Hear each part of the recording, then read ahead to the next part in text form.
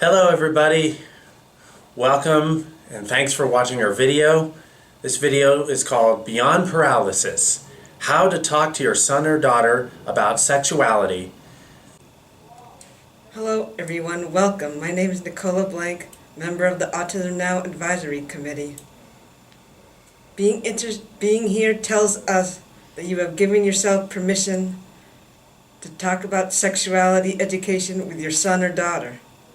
It is at the heart of supporting the self-advocacy movement in its full meaning.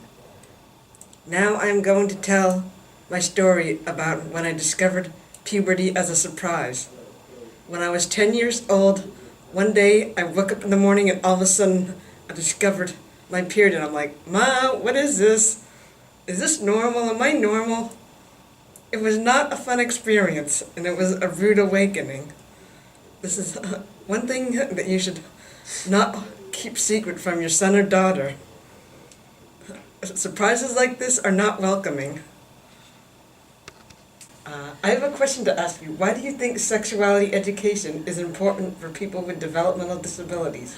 I think the reason why it's important is because when you communicate about it, people need to have solid information. And what I mean by that is, it may, there's a lot of, myths and a lot of inaccurate information, and sometimes people can get stuck in fantasies that may not help them at all when it comes to learning about this topic.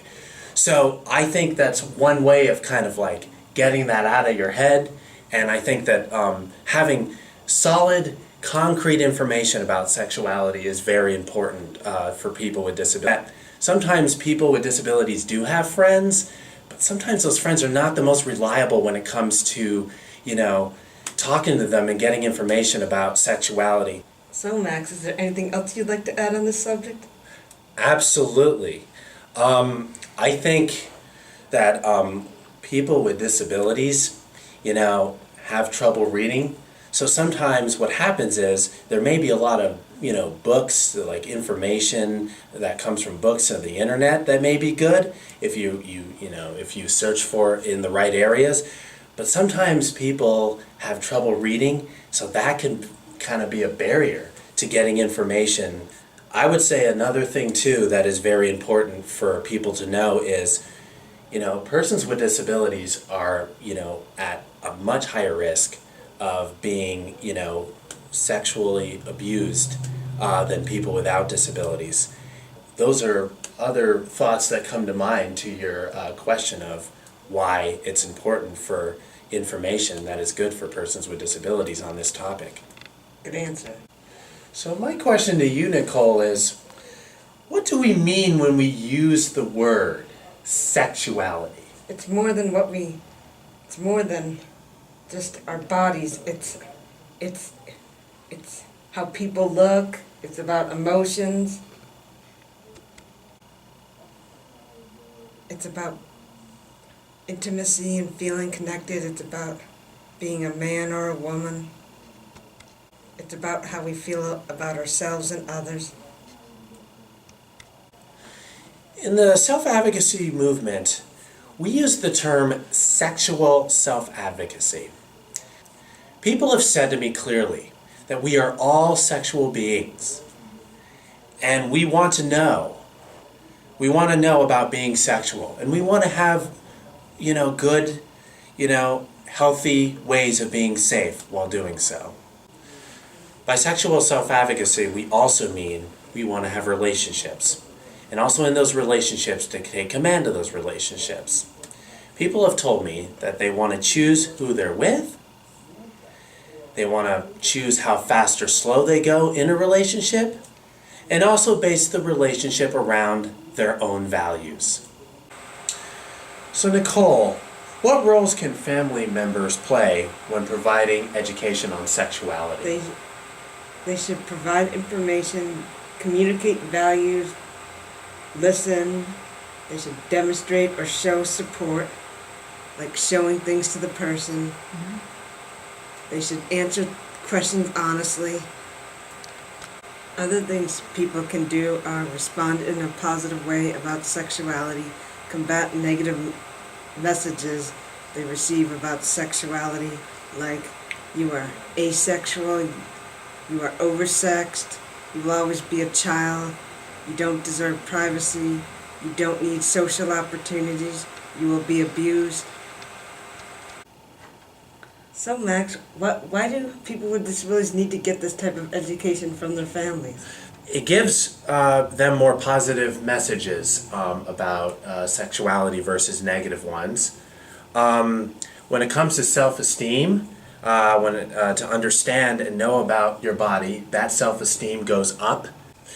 You know, this also builds trust between me and my parents when I, want to talk to them about sexuality. I also think too that it sets a good pattern of communication.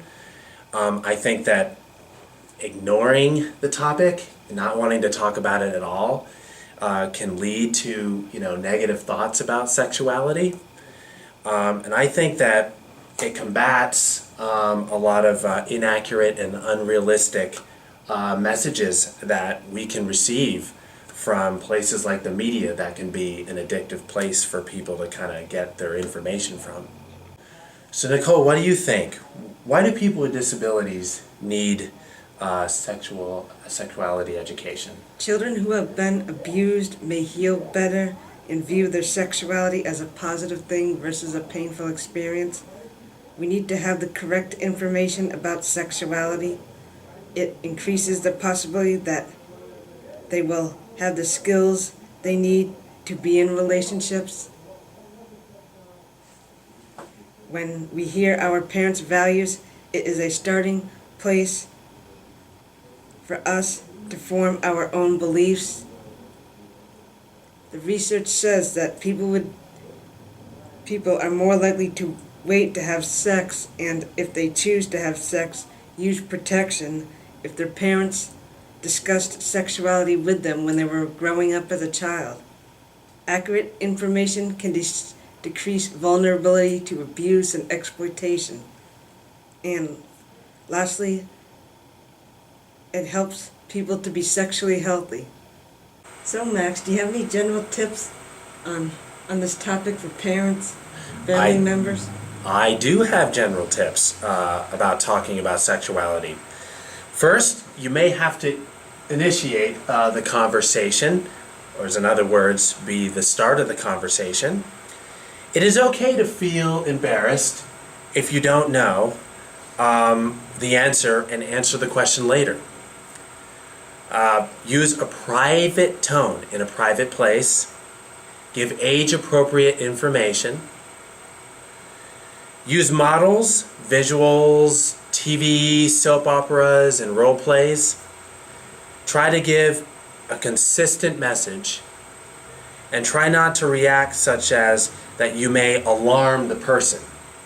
And remember, important, practice. Here are some tips on answering questions. After we share this information, Max will do a role play and demonstrate the steps. Step 1. Reassure the person that it is good to ask questions.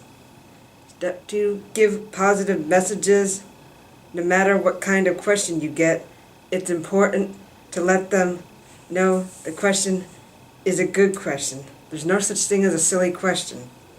You can do this by saying good question or by smiling and nodding your head at the person.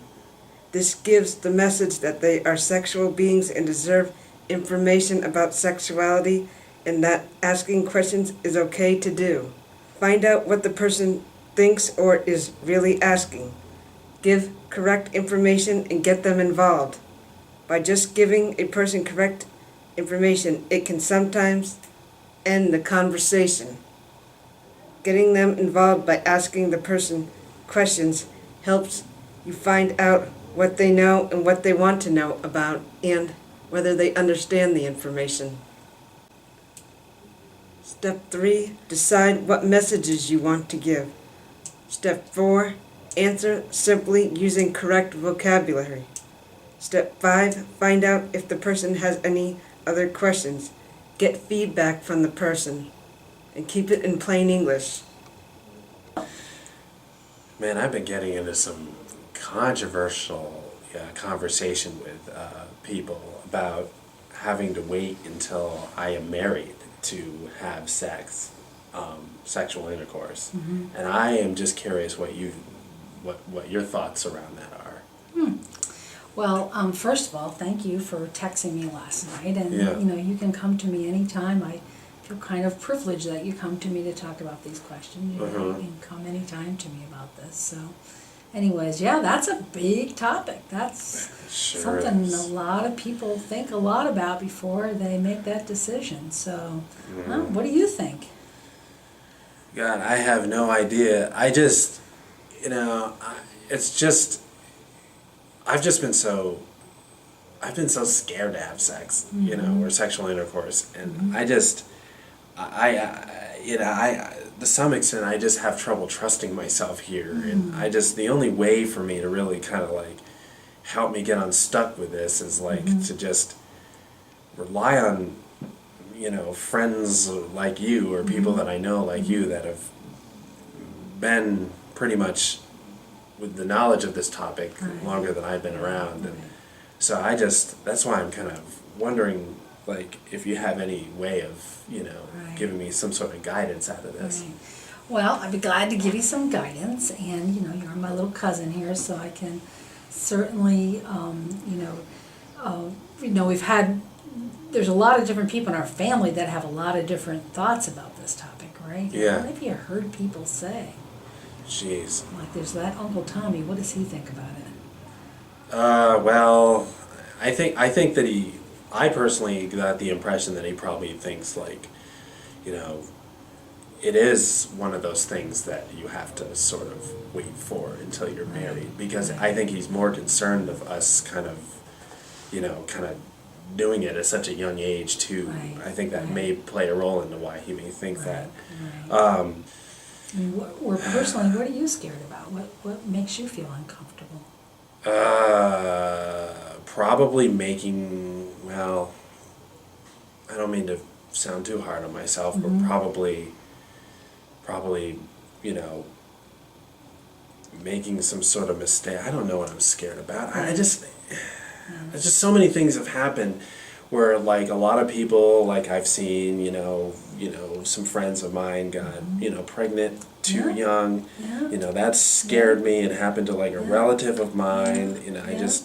It's made me kind of like feel, am I gonna make that mistake? Yeah. That first of all, it's okay to feel. It's okay to have your head spinning. Okay. It's okay to be nervous. Okay. It's okay to be scared.